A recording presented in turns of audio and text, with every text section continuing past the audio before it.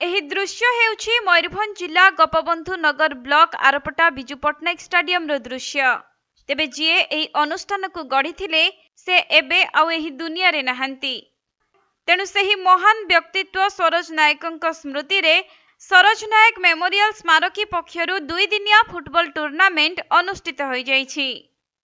एही टूर्नामेंट रे विभिन्न जिला तथा भुवनेश्वर, बालेश्वर, कटक, बारिपदा और पारादीप भली स्थानरू 8टी टीम आसी जोग देइथिले एवं फाइनल मैच रे भुवनेश्वर रो कलिंग टीम सहित पारादीप टीम रो मैच अनुष्ठित होइथिला एवं एही टूर्नामेंट को देखिबा पई शह शह लोक एकत्रित होइथिबा बेले भुवनेश्वर रो कलिंग टीम पारादीप टीम को हराई चैंपियन होइथिला।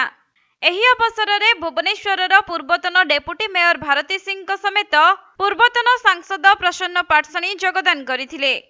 तेबे एही टूर्नामेंट स्वर्गत सरोज नायक स्मृति रे दीर्घ दिन हेबो आयोजित हेउथिबारु एही खेल माध्यम रे भाईचारार संपर्क सृष्टि होई पारुछि बोली उपस्थित अतिथिगण प्रकाश करथिले। एटा तो दीर्घ दिन धरि खेल चलछि आज गोटे दिन सेटा सरुछि गोटे दिन से आमर 8टी टीम अंशग्रहण कर भर जो मैंने विनर है से किसी प्राइज दि जाए। ये केते वर्ष धरी के खेला है 62। अच्छा जो सरोज नायक मेमोरियल चली विशेषकर यार जो खेल कर आभिमुख्य कौन रोचे? आभिमुख्य सरोज भाई को बहुत भल पाते सी फंक्शन ओडार सब लोक आस तेणु से बजाई रखीचे भाईर स्मृति।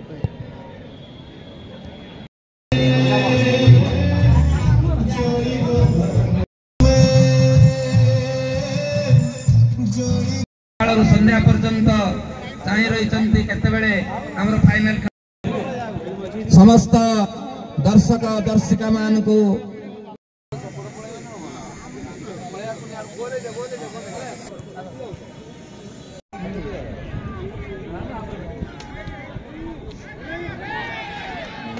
मयूरभंज जिला उदलारू राजीव कुमार बेहेरा रिपोर्ट, कोणार्क लाइव।